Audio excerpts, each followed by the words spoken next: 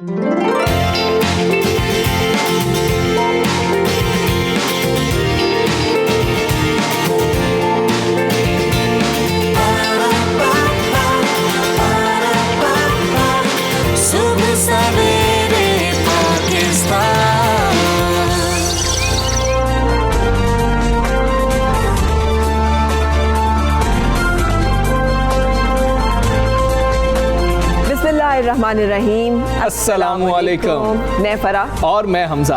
अच्छा, वैसे अमेजिंगली हमजा कितना हम आवाज़ होते हैं ना जब हम अस्सलामुअलैकुम कहते हैं। वो आप क्या कहते हैं? 1 2 3? नहीं, मैं देख रहा होता हूँ कि अभी फ़रा कहने लगी है। मैं पहचान गया हूँ ना फ़रा कि जी के इतना फ़रा पोज लेंगी और हम सलाम इकट्ठा करेंगे तो ज़रा अच्छा लगता है कि दोनों सलाम कर रहे हैं अपने व्यूअर्स को। सुबह सवेरे पाकिस्तान में आपको हम खुशामदीद कहते हैं। और एक चीज़ आपके साथ शेयर करना चाह रहे हैं, हम कल भी बात कर रहे थे, ये इश्यूज ऐसे हैं जिसमें हमें सिर्फ बात नहीं करनी चाहिए, बहुत कुछ करना भी चाहिए। इसलिए कि बहुत जल्द शजरकारी का जो टाइम है ना वो शुरू हो जाएगा। ये टाइम जिसमें कि हम दरख्त लगा सकते हैं और ज़रूरी है, क्योंकि अभी एक लेटेस्ट जो रिपोर्ट आई है ना जिसमें कि मेजर किया जाता है कि एवरेज ज़मीन का टेम्परेचर क्या रहेगा।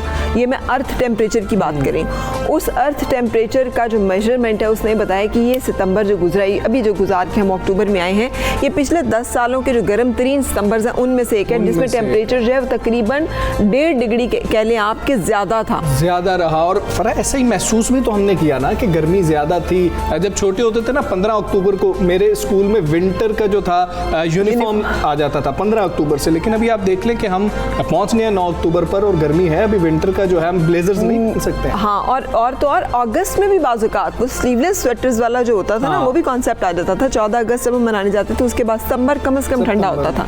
लेकिन इस दफ़ा सितंबर जो है आपने भी नोट किया होगा कि गर्म गुजरा है। और ये दुनिया ने जो इस वक्त रिपोर्ट जो पेश की है जो कि ज़मीन के टेम्परेचर की वो हमें बता रही है। फिर ग्लेशियर मेल्ट होंगे, फिर डेल्टास जैसे तूफान अगर अमेरिका में आ रहे हैं, पाकिस्तान में देख लें सिंध में कितनी तबाही, केपी में कितनी तबाही जो है सैलाब की वजह से हो रही है। तो ये तमाम चीज़ों में हमारा हम्बल कॉन्ट्रीब्यूशन ये हो सकता है कि हम दरख्त लगाएं, एक दरख्त लगाएं, हर मौसम में लगाएं या ज़िंदगी में कम से कम एक दरख्त जो है वो ज़रूर लगाएं ताकि हम मौसमियाती जो तब्दीलियाँ हैं और उनके असरात हैं उनसे महफूज रह सकें। कितनी कोशिश करते हैं हम कि हम एक अच्छा घर बना के अपने बच्चों को दे के जाएँ। तो ये हमारा अल्लाह ताला की तरफ से एक बना हुआ घर है ये ज़मीन।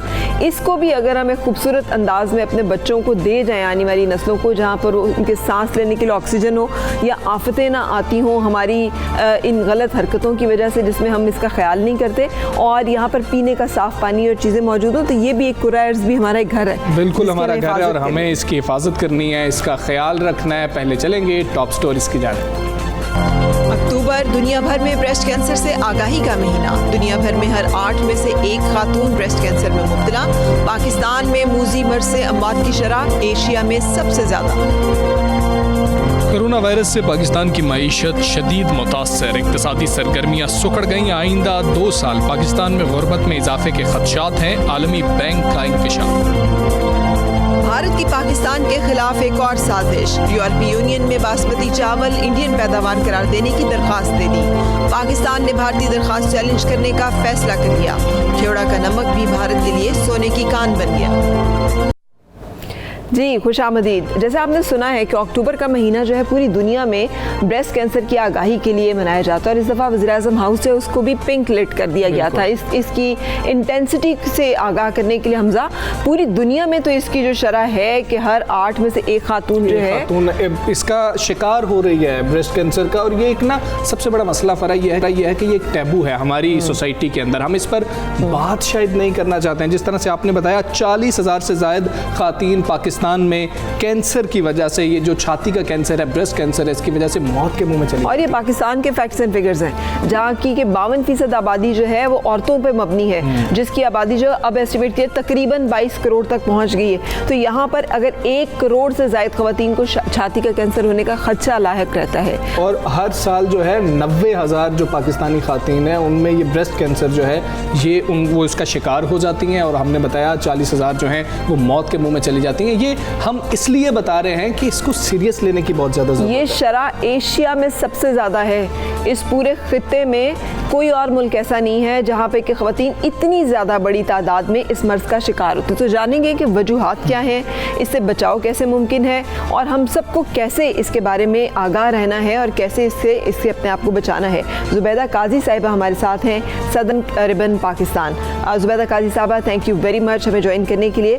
फरमाइएगा कि ये पिंक रिबन कैंपेन जो है, ये आगाही मुहिम की ज़रूरत क्यों, कब, कैसे महसूस की गई और ये किस हद तक कामयाब है पाकिस्तानी ख़वातीन को एहसास दिलाने में कि इस मर्ज़ से आगाही और इसके बारे में मुसलसल इक़दामात पहले लेना या अपने बारे में आगाह रहना इससे बचाव का एक बहुत बड़ा ज़रिया है। जी बहुत बहुत शुक्रिया मुझे मदद करने के लिए। मैं हूँ प्रेसिडेंट, हमने ऑर्गेनाइजेशन बनाई है पिंक पाकिस्तान ट्रस्ट के नाम से, जो वुमेन वेलफेयर और वुमेन एम्पावरमेंट पे काम करती है। तो to begin with we are working on breast cancer, क्योंकि मैं एक बाय प्रोफेशन एक डॉक्टर हूँ और एक रेडियोलॉजिस्ट भी हूँ। Since 1991 throughout the world breast cancer awareness की शुरुआत की गई थी, क्योंकि इसकी शरह पूरी दुनिया में जो है वो बढ़ती चली जा रही थी। तो जब अवेयरनेस कैंपेन्स चलाए गए तो यूरोपियन कंट्रीज़ में और वेस्टर्न वर्ल्ड में देखा गया कि 30% मोर्टेलिटी रेट जो है वो कम हो जाता है, होने लगा वहाँ पर, क्योंकि उनकी बड़ी अग्रेसिव कैंपेन्स होती थी। तो ये हमारे मुल्क में भी ये बड़ी अच्छी बात है कि और ये जो पिंक रिबन का आपने जिक्र किया है, तो पिंक रिबन जो है वो ब्रेस्ट कैंसर का सिंबल है, क्योंकि रिबन जो है इट्स फॉर द कैंसर और पिंक कलर जो है वो ब्रेस्ट कैंसर को, क्योंकि विमेन को सिंबलाइज करता है तो ब्रेस्ट कैंसर को करता है। तो इसको देख के एक पता चलता है कि कैंपेन किस चीज़ के लिए चल रही है, क्योंकि अवेयरनेस का पार्ट हो जाता है। अच्छा, अब ब्रेस्ट कैंसर का कैंपेन पाकिस्तान में चलाने की भी वजह ये है कि जिस तरह आप लोगों ने अभी बताया कि इंसिडेंस रेट बहुत ज़्यादा है, जो कि through out the world still breast cancer जो है ख़वातीन में पाया जाने वाला नंबर 1 कैंसर है, और शरह-ए-अमवात जो मोर्टेलिटी रेट है वो उसका इंसिडेंस पाकिस्तान में सबसे बड़ा है, जो हमारे लिए बहुत ही अलार्मिंग है। और इसी की वजह से इसके ऊपर तवज्जो देना बहुत ज़रूरी है। कोविड की तरह से ये इसके एपिडेमिक होने के बड़े चांसेस हैं कि ये इतनी हद तक बढ़ता जा रहा है। और दूसरी इम्पॉर्टेंट बात है जो तवज्जो देने की इसलिए ज़रूरत है कि ये यंग ख़वातीन में हमारे यहाँ पाया जाने लगा है। ऑल्दो ये यंग की डिजीज़ नहीं होती थी, ये कंसिडर किया जाता था कि 40 से 45 साल के बाद इंसिडेंस होता है, पर अब यंग में भी पाया जा रहा है। तो ये सारी चीज़ें। डॉक्टर साहिबा फरमाइएगा, वजूहात क्या हैं, क्या वजूहात हैं जिसकी वजह से आप समझ रहे हैं कि नौजवान लड़कियां भी अब जो हैं इस मर्ज़ का शिकार हो रही हैं? देखिए, वजूहात में कहूँगी कुछ रिस्क फैक्टर्स होते हैं जो मॉडिफाइबल होते हैं, और कुछ ऐसे हैं जिन पे आप नहीं कर सकते कि अगर जेनेटिक है, फैमिलियल है, फैमिली में रन कर रहा है। मॉडिफाइबल में ये इतनी ज़्यादा हमारे रिसर्च नहीं, लेकिन जो ओबेसिटी है, वज़न का बढ़ना, और उसके बाद लैक ऑफ एक्सरसाइज है, और तीसरी चीज़ है डाइट। और डाइट में वो चीज़ें कि प्रिजर्वेटिव हो गई हैं, कलर्ड फूड हो गए हैं, इनऑर्गेनिक फूड है, ये सारी चीज़ें कंट्रीब्यूट करती हैं, और सिंस इनकी वजह से हार्मोनल इम्बैलेंस होते हैं। ये चीज़ें जो है मॉडिफाइबल हैं, इनके ऊपर काम किया जा सकता है, और ज़रूरत है कि हमारी यंग जनरेशन को पता हो कि they should keep the check of all these thing. बाकी रिस्क फैक्टर्स ये होते हैं कि जो ओवेरियन कैंसर्स जिन ख़वातीन के अंदर मौजूद होता है, उनको ब्रेस्ट कैंसर्स के चांसेस होते हैं, तो उनको सबसे इम्पॉर्टेंट बात हमारे लेट मैरिजेस जो हैं, उसके बाद लेट एज में पहले बच्चे का पैदा होना, ये सबसे टॉप पे रिस्क फैक्टर माना जाता है कि लेट उम्र में शादी तो हुई हो लेकिन बच्चा लेट एज में पैदा हो, पहला बच्चा। उसके बाद होता है कि ब्रेस्ट फीडिंग का ना करवाना बहुत ही इंपॉर्टेंट फैक्टर है। किसी मेडिकल इशू की वजह से नहीं कराया जाए अलग बात है, लेकिन अगर ब्रेस्ट फीडिंग मदर को बच्चे को 2 साल तक लाजमी करानी चाहिए to prevent the breast cancer. 30 to 35% जो है वो उससे कम हो जाते हैं चांसेस, रिस्क फैक्टर कम हो जाते हैं। उसके बाद डॉक्टर साहब, ये प्रिवेंटिव मेजर्स की हम बात कर रहे हैं, साथ इसको कहा जाता है कि ये पेनलेस डिजीज़ है, इस वजह से शायद सीरियस भी नहीं लिया जाता कि नहीं भाई दर्द तो है नहीं तो हम इसको सीरियस क्या लें। और जो मेल हमारी सोसाइटी है, डोमिनेटिंग सोसाइटी है, क्योंकि मर्द ने ही डॉक्टर के पास लेके जाना है, उनके लिए अवेयरनेस कितनी ज़्यादा ज़रूरी है? बहुत ज़रूरी। ये जो आपने भी बात की थी ना कि टैबू है, हमारे यहाँ बात नहीं करते, तो ये भी एक बहुत बड़ा बैरियर है, और इसकी वजह से भी इंसिडेंस बढ़ रहा है, क्योंकि ख़वातीन जो हैं स्पेशली वो जो बेचारी उस तबके से बिलोंग करती हैं जहाँ पर सेहत जो है वो बाद में आती है, बाकी माशी मसाइल बहुत ज़्यादा हैं, तो वहाँ पे they don't take care of this कि पेन ही नहीं हो रहा, एक चीज़ वाले लंब भी फील हो रही हो, बहुत सारे मैं आपको बताऊँगी इसके साइन एंड सिम्टम्स होते हैं। तो अगर वो फील भी हो रहा हो तो वो नहीं बताती कि दर्द तो है नहीं, और अगर बता भी दें कि दर्द है तो नोबडी कंसिडर इट कि ऐसी चीज़ होगी कुछ भी, जस्ट लीव इट, जब पेन होगा तो देखा जाएगा। तो मेल की अवेयरनेस, इसलिए आपने बिल्कुल सही कहा, और that's what we are doing कि फीमेल के साथ साथ मेल को अवेयर करना बहुत इंपॉर्टेंट है, क्योंकि मेल पे डिपेंडेंट है औरत। जब मेल को बता ही नहीं सकेगी और उसको वो उस बात से वो ही नहीं है, उसको इम्पोर्टेंस ही नहीं दे रहा कि ये डिजीज़ एक क्योरेबल डिजीज़ है, पूरी तरह ट्रीट हो जाएगी अगर अर्ली स्टेजेस पे डिटेक्ट हो जाए। लेकिन डिटेक्ट कैसे होगी डॉक्टर साहिबा, क्योंकि अगर फिजिकल एग्जामिनेशन के अलावा ख़वातीन तो सेकंड थर्ड स्टेज पे जाती हैं डिटेक्ट करने की जाती हैं कि this is the main point awareness. हम जो अवेयरनेस पहुँचा रहे हैं वो यही पहुँचा रहे हैं, एक तो कि ब्रेस्ट कैंसर एक काबिल इलाज मर्ज है, उसकी जल्द तशखीस हो जाए, बर वक्त तशखीस हो जाए, और वो इस तरह से होगी कि आपको सेल्फ एग्जामिनेशन सिखाना पड़ेगा अपनी औरतों को, क्योंकि हम लो रिसोर्स सेटअप की दुनिया में रहते हैं। हमारा जो सेहत का निज़ाम है वो ऑब्वियसली इतना नहीं है रिसोर्सफुल कि जिसमें हर औरत को 40 साल के बाद जो हर साल मेमोग्राफी करानी कंपलसरी होनी चाहिए, वो सेटअप हमारा नहीं है। तो जब नहीं है तो जो चीज़ अवेलेबल है हम उसी पे काम करेंगे। इस लो रिसोर्स पे रहते हुए सबसे इम्पोर्टेंट अवेयरनेस कैंपेन यही होती हैं कि आप कैंप्स लगाइए और ख़वातीन को ब्रेस्ट कैंसर अवेयरनेस के बारे में बताइए, ना सिर्फ बताइए, उनको करके दिखाइए कि भाई सेल्फ एग्जामिनेशन कैसे करनी है। ये बहुत ही इंपॉर्टेंट है, क्योंकि इसके कुछ ऐसे इंपॉर्टेंट साइंस होते हैं कि जैसे साइज में चेंज, शक्ल में चेंज, स्किन में कलर बहुत विजिबल चेंज होता है, स्किन की बिल्कुल तब्दीली आ जाती है शक्ल में, निपल से कोई डिस्चार्ज है किसी भी तरह का, चाहे खून है, चाहे पानी है, चाहे दूध की कलर का है, कोई गांठ पड़ गई है, कोई उभार महसूस हो रहा है, और सबसे इम्पोर्टेंट फिर गुठली का महसूस होना। तो ये सारी चीज़ें एक औरत घर में रहते हुए खुद एग्जामिन करते हुए बगैर किसी पैसे को खर्च किए हुए सिर्फ 5 मिनट में कर सकती है इसे। ठीक है डॉक्टर साहब, आपने फरमाया कि बच्चे की पैदाइश, पहले बच्चे की लेट उम्र में पैदाइश, वो लेट उम्र का कोई तयन है कि कितनी, क्योंकि हमारे यहाँ तो आजकल करियर पे बहुत ज़्यादा जोर है, तो ख़वातीन अमूमन तालीम से फारिग होने और शादी होने तक 25 साल से तो ऊपर 30 साल तक बाज़-औक़ात उम्र होती है। ये 30 से 35 साल की उम्र का कहा जाता है कि उसके बाद अगर जो है वो फर्स्ट बेबी का पैदा होता है तो उसके इंसिडेंस और उसका रिस्क फैक्टर बढ़ जाता है ब्रेस्ट कैंसर के लिए।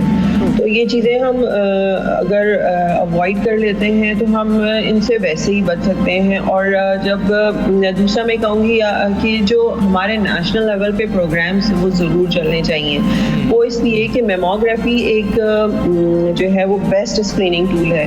तो ये एक महंगा वो है स्क्रीनिंग टूल जो हर कोई नहीं करवा सकता। तो अगर जैसे अभी आपने बात की कि पार्लियामेंट हाउस को ओपन कर दिया गया, रिबन से वो वॉक किए जा रहे हैं, ये सारी चीज़ें चले अच्छी बात है, बहुत अवेयरनेस होती है इन चीज़ों से।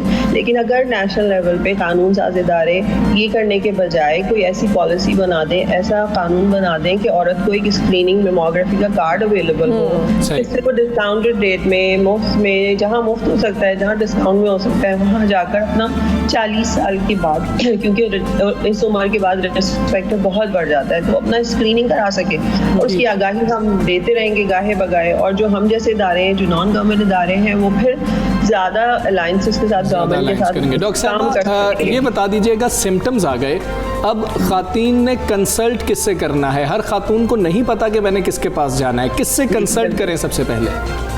देखिए, कंसल्टेशन होनी तो ब्रेस्ट सर्जन के साथ ही है, क्योंकि उसी ने इलाज करना अल्टीमेटली। लेकिन क्योंकि हमारे ख़वातीन ज़्यादातर गायनेकोलॉजिस्ट ऑब्स्टेट्रिशियंस के पास जाती हैं, आपको पता है कि वो ये वाले मसाइल हमारे यहाँ ज़्यादा हैं, तो ये काम उनका भी है कि ब्रेस्ट एग्जामिनेशन उनकी जिम्मेदारी में भी आता है, और ये अवेयरनेस उन्होंने भी देनी है उस पेशेंट को, और वो भी रेफ़र कर सकती है क्योंकि उनके पास तादाद ज़्यादा जाती है इन औरतों की, तो वो बड़े आराम से उनको ये बात भी बता सकती हैं। और ये हमारी कैंपेन में ये भी चल रहा है कि हम गायनेकोलॉजिस्ट को ये बात बावर करा रहे हैं, and they are very motivated. तो वो जब ख़वातीन को बताती हैं तो वो फिर उनको पता चलता है कि ओके मुझे ये प्रॉब्लम हो रही है, तो अब मुझे ब्रेस्ट सर्जन को कंसल्ट करना है, ब्रेस्ट सर्जन ही उनको इलाज करेगा, ट्रीटमेंट करेगा। ठीक है, बिल्कुल बहुत ठीक है, शुक्रिया, डॉक्टर थैंक यू साहबा, सो बहुत मच शुक्रिया डॉक्टर आपका। बैदा काजी हमारे साथ पिंक पाकिस्तान। और जैसे उन्होंने बताया हमें खुद अपने बारे में विजिलेंट रहने की ज़रूरत है। ये नहीं है कि किसी को पाकिस्तान में बहुत ज़्यादा है, अब उसकी कोई भी वजह, उसकी वजह से शरह अम्मात बहुत ज़्यादा है, बहुत ज़्यादा है। क्योंकि लेट हम पहुँचते हैं डॉक्टर जो के है पास। वो सालाना 40,000 खातीन, ये कम तादाद नहीं है।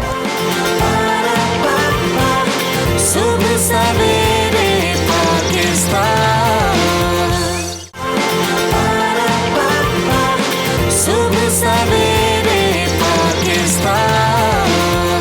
आगे बढ़ेंगे, एक और जो है मामला है खुशहाल मुस्तकबिल के। हमने ख्वाब तो बहुत देखे हैं, लेकिन उस तरफ हम जाते हुए कुछ नज़र नहीं आ रहे हैं, और पाकिस्तानियों के लिए अच्छी खबर नहीं है। और कोरोना वायरस से लुढ़खराती जो पाकिस्तान की मईशत है वो मज़ीद उसकी कमर टूट गई है। कोरोना वायरस ने पूरी दुनिया को मुतासिर किया है, लेकिन आलमी बैंक ने जो अपनी रिपोर्ट में इंकशाफ किया है कि आइंदा 2 साल पाकिस्तान में गुर्बत के इजाफे के खदशात हैं। और मैं आपके साथ अगर शेयर करूँ ना, तो जो माइक्रोसॉफ्ट के बानी हैं बिल गेट्स हमजा, उन्होंने भी ये वॉल स्ट्रीट जर्नल में जो इनकी CEO की काउंसिल मीटिंग हुई उसमें कहा कि अमीर ममालिक में, इन्वर्टेड कॉमर्स, अमीर ममालिक में 2021 के आखिर में ज़िंदगी नॉर्मल मामूल पे आ जाएगी। अमीर ममालिक में, गरीब ममालिक का इसमें कोई, गरीब ममालिक का इसमें कोई तस्करा नहीं है। और देखें फरा, अब 0.5 जो शरह नमू है ना, वो प्रिडिक्ट की गई है आलमी वर्ल्ड बैंक की जानिब से पाकिस्तान की 2021 में, और ये खित्ते में सबसे कम है। अगर अफगानिस्तान की बात की जाए तो 2.5 जो है वो प्रिडिक्ट की गई है, मालदीव की 9.3 की गई है, भारत भी हमसे बहुत आगे है, 5.4 है, और भारत आपको पता है कोरोना में 9.6 मनफी पर चला गया था। और ये 0.5 से भी कम रहने की उस वक्त है अगर सेकेंड वेव ना हिट करे हमें, मतलब अल्लाह ताला अपनी हिफाजत में रखे। अगर उसकी वजह से लॉकडाउन्स और बाकी चीज़ों में जाना पड़ता है तो देन एक्सपेक्टेशंस जो है वो इससे भी खुदा न खास्ता और बुरा, लेकिन इससे बुरा और क्या होगा कि हमारे कितने लोग जो ख़तः गुर्बत में उसमें इजाफा हो जाएगा, क्योंकि इसमें बहुत सारी गुर्बत के बढ़ने का इम्कान है। महंगाई बहुत ज़्यादा बढ़ी इस सारे अरसे में। महंगाई 5 रुपये आज ही की खबर है, रोजनामा 92 न्यूज़ पर आप देख सकते हैं कि LPG 5 रुपये फ़ी किलो महंगी हो गई, बिजली 83 पैसे फ़ी यूनिट बढ़ा दी गई, और चक्की आटा जो है वो भी 2 रुपये फ़ी किलो जो है महंगा हो चुका है। बिल्कुल, और ये जो कीमत बढ़ी ना LPG की 5 रुपये, इससे जो एक घर में सिलेंडर आता है ना उस पर 60 रुपये इजाफा हो गया। और जो आपने कीमत बढ़ाई है ना बिजली की, ये कितना है, 83 पैसे पर यूनिट, इससे जो आवाम की जेबों से पैसा निकलेगा ना वो 2 अरब रुपए से ज़ायद है। और फिर आपको पता ना IMF ने भी शर्त रखी थी कि तीसरी किस्त हम आपको तब देंगे जब आप सब्सिडीज़ को ख़त्म कर देंगे। वो जो 210 अरब की सब्सिडीज़ थी उनको ख़त्म करेंगे तो फिर IMF देगा, उससे भी जो है महंगाई बढ़ सकती है। लेकिन ये नहीं किया गया। वफाकी काबीना ने अभी भी उसको बढ़ाने से इनकार कर दिए थे, जिसकी वजह IMF की जो कर्ज़ों की जो जारी होने थे उसमें भी तातुल है। सो उनका मुतालबा है कि मज़ीद बढ़ाया जाए गैस और बिजली की कीमतों को। बिल्कुल, हमारे साथ मौजूद हैं नदीमुल हक साहब, उनसे बात करेंगे। साबिक डिप्टी चेयरमैन है प्लानिंग कमीशन के नदीमुल हक साहब, बहुत शुक्रिया। नदीमुल हक साहब, बताइएगा ये जो रिपोर्ट आई है वर्ल्ड बैंक की 0.5 जो शरह नमू है वो प्रेडिक्ट की गई है, उससे भी कम रहेगी। क्या आप इस रिपोर्ट से और जो आशारिये बताए गए हैं उनसे मुत्तफिक हैं, इत्तेफाक करते हैं? वर्ल्ड बैंक की सारी तहकीक गलत होती है। पुरानी तहकीकें आप देखें हमेशा गलत होती है। नंबर 2, वर्ल्ड बैंक को मैंडेट किसने किया है कि ये फोरकास्ट करें, और क्यों हर 6 महीने के बाद निकालते हैं? क्योंकि उनके पास बंदे बहुत ज़्यादा हैं, हम उनको चेक नहीं करते, वो बार बार निकाले जाते हैं ऐसी चीज़ें। इसकी कोई अहमियत नहीं है, इसको कोई पूछने की ज़रूरत कोई नहीं है। हम PID में ऐसा काम करते हैं, हमारी रिपोर्टें देखें, बेहतर है। सबसे पहले हुकूमत को चाहिए वर्ल्ड बैंक को रोके, उनके पास बंदे बहुत ज़्यादा हैं, वो फजूल में ऐसी पेशीन गोई करते रहते हैं। उनको कहें भाई अपना काम करें, आपका काम ये पेशीन गोई करना कोई नहीं है। ना वो मार्केट के साथ खेलें, ना वो ऐसा काम करें। पैसे ज़ाया करते हैं बजाय इसके कि हमें गरीब मुल्कों को सहूलत बढ़ाएं। अच्छा सर, लेकिन ये सिर्फ वर्ल्ड बैंक की बात तो नहीं है। जो महंगाई है वो तो हम सबके सामने है। अभी ये जो रेट्स हमने आपके सामने बढ़ते हुए तस्करा किया है, आवाम तो पिस के रह गई है। इस रिपोर्ट में महंगाई का भी तो तस्करा किया गया है, जो कह रही है कि 2019 में औसतन 6.8% से बढ़कर 2020 में औसतन तकरीबन 10.7% तक पहुँच गई है। तो ये महंगाई जो है, हुकूमत तो कहती है कि महंगाई के अलावा बाकी सब इशारे मस्बत हैं, तो आप फिर इससे इत्तफाक करेंगे हुकूमत के वर्जन से?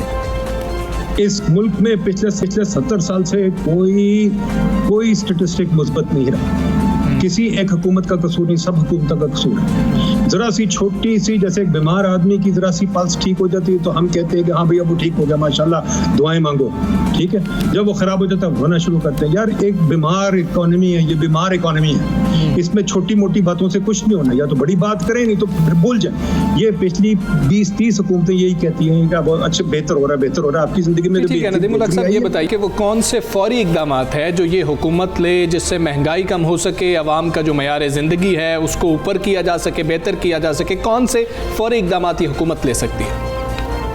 ना कोई अखराज कम करने की जरूरत है, ना कुछ दो चीजें करने की जरूरत है। हम PID से बार बार लिख चुके हैं, वर्ल्ड बैंक का पीछा छोड़ दें आप। आपको पता है इस मुल्क से साम्राज्य चला गया, आपको पता है इस मुल्क से गोरा चला गया।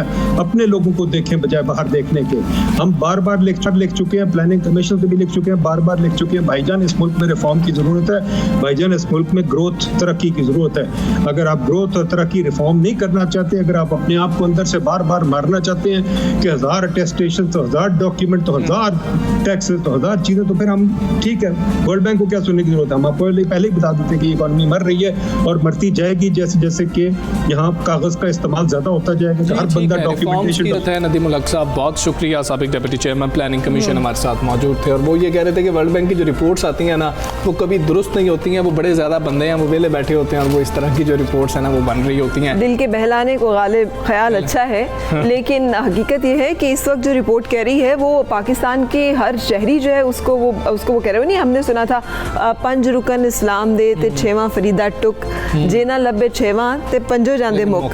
सो इस वक्त जो सूरत हाल है, जिस तरह से महंगाई बढ़ रही है, जिस तरह से अफरात ज़र बढ़ रहा है, जिस तरह से लोगों के बेरोज़गार हो रहे हैं, जिस तरह से मसाइल बढ़ रहे हैं, आप क्या समझते हैं हमजा कि आइंदा आने वाले दिनों में क्या स्ट्रीट क्राइम्स नहीं बढ़ेंगे इसके नतीजे में? क्या इसके नतीजे में बदअमनी नहीं बढ़ेगी? कोरोना के दौरान ही ये रिपोर्ट्स आना शुरू हो गई थी कि लोग बेरोजगार हुए जिससे स्ट्रीट क्राइम्स बढ़ गए और अब तो फर्क ये भी आ रहा है कि हम आइंदा शायद जो किस्तें अदा करते हैं बैरूनी कर्जों की उसमें भी हमें मुश्किलात का सामना करना पड़ेगा। डॉक्टर इकरामुल हक से भी बात करेंगे। डॉक्टर साहब, हमें अभी तो कहा नदीमुल हक साहब ने कि कोई मतलब वर्ल्ड बैंक की इस रिपोर्ट पे कान धरने की ज़रूरत नहीं है, लेकिन आप बताइएगा ये रिपोर्ट कह रही है कि मज़ीद बहुत सारे लोग जो हैं वो करोड़ों में लोग जो हैं ख़तरे गुर्बत की लकीर से नीचे चले जाएंगे, यानी वो खाने के, रोटी के, अपनी ज़रूरियात ज़िंदगी के लिए मोहताज हो जाएंगे। ये कैसे इफ़ेक्ट करेगा पाकिस्तान को, पाकिस्तान की और पहले से ही कमज़ोर मईशत को?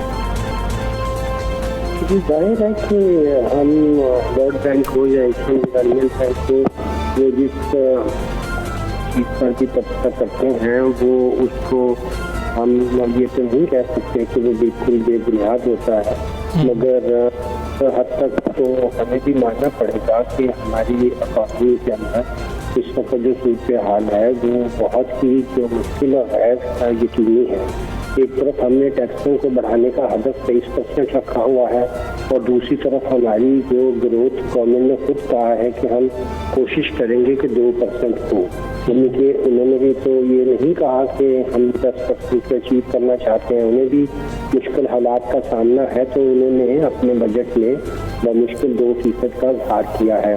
अब आगे चलकर क्या होता है, मैं तो ये कहूँगा कि ग्रोथ तो इस वक्त पूरी दुनिया में किसी खास पोजीशन से आप नहीं बता सकते कि ये पता नहीं आने वाले दिनों में कोरोना की वजह से अंदरूनी तौर पर और बैरूनी तौर पर हमें क्या नुकसान, यानी कि हमारी एक्सपोर्ट उन मुल्कों में कोरोना बढ़ता गया। आपने देखा फ्रांस में से दोबारा लहर आई है, स्पेन में, USA में, जहाँ हमारा ज़्यादा माल जाता है टेक्सटाइल का, अगर वहाँ की डिमांड कम हुई तो फिर जाहिर है कि हम ग्रोथ में नीचे आ जाएंगे। और अगर क्योंकि यहाँ जो हालात हैं वो अभी फौरी से बेहतर होते नज़र नहीं आ रहे, तो हुकूमत ने कोई बहुत मेरे हिसाब से एम्बिशियस टारगेट तो नहीं रखा।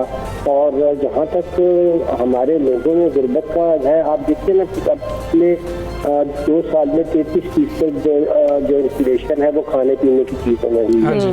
अब तो ये बात सबसे तशवीशनाक है कि हमारे यहाँ आगे ही लोगों के पास जो है कुव्वत खरीद कम थी, ऊपर से कोरोना के में जब लॉकडाउन हुए तो बहुत सी नौकरियाँ जो थी वो चली गई और बहुत से लोग सतह गुर्बत से पहले भी नीचे थे और मजीद जाएंगे। वजह उसकी 2 है। आपको तो सर हुकूमत तैयार नजर आती है, ये जिस स्केल की इंडिकेशन जो है आलमी बैंक की ये इकोनॉमिक फॉक्स रिपोर्ट जो है वो कर रही है, हुकूमत की तरफ से इकदामात लिए जा सकेंगे। बाकी तो लोग रिबेट भी दे देते हैं, रिलीफ भी दे देते हैं, फरलूस भी दे देते हैं। हमारे यहाँ पर क्या होगा? क्या हुकूमत जो है वो 12,000 रुपये का एहसास प्रोग्राम का पैकेज कितने लोगों तक पहुँच सकेगा? क्या लोगों के लिए काफ़ी होगा? जी देखिए, अभी तक तो पहली जो उन्होंने किस्त दी थी, उसके बाद दूसरी के लिए बजट में 200 अरब तो रखे, मगर अभी तक कोई उसकी डिस्बर्समेंट तो नहीं हुई है। और लोगों को शदीद ज़रूरत है कि उन्हें मंथली बेसिस पे मिले। उन्होंने कहा था कि ये 3 महीने का हम आपको दे रहे हैं, और उसके बाद फिर आपने देखा कि कंप्लीट खामोशी है। तो एक तरफ तो हम टैक्सेस इकट्ठे कर रहे हैं, तो उसमें से एक फेयर शेयर जो है वो हमें उन तबकात को तो देना पड़ेगा जो इस वक्त मुश्किलात का शिकार है। वहाँ मुझे नारे ज़्यादा और अमली काम कम नज़र आ रहा है। बजट रखने से तो सिर्फ काम नहीं होगा ना, हमने उन्हें तक पहुँचना होगा। हमारे पास सेंसेस ही नहीं है कि कितने बेचारे लोग रोज़ चौराहों पर खड़े होते हैं, और जब वो 11 बजे तक भी उन्हें कोई मजदूरी नहीं मिलती है। तो मैं रोज़ देखता, और ये आप भी देखते होंगे। तो ये इसके लिए वर्ल्ड बैंक की तरफ जाना है या किसी और नारे ज़्यादा हैं और अमली जो इकदाम हैं वो कम नज़र आ रहे हैं। बहुत शुक्रिया आपका, आप सब सवेरे पाकिस्तान से बात कर रहे थे। और फरा मामला वही है कि गुर्बत जो है ना वो बढ़ रही है, और गरीब जो है महंगाई की चक्की में पिसता चला जा रहा है। तो ब्रेक के लिए रुकेंगे और फिर आपसे मुलाकात।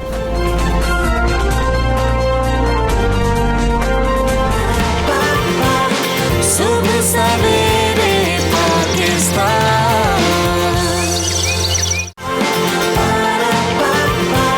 सुबह सवेरे पाकिस्तान।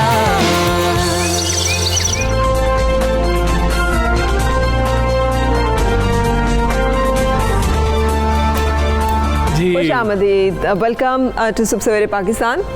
बिल्कुल फरा, आपको पता है कि हमारा जो चावल है ना बड़ा बेहतरीन चावल है, और आप जब चावल अपना पाकिस्तान का खाते हैं आपका दिल खुश होता है। लोग बाहर से इतना ज़्यादा मंगवाते हैं, इतना एक्सपोर्ट होता है हमारा चावल, लेकिन हमारे चावल के लिए एक अच्छी खबर नहीं है।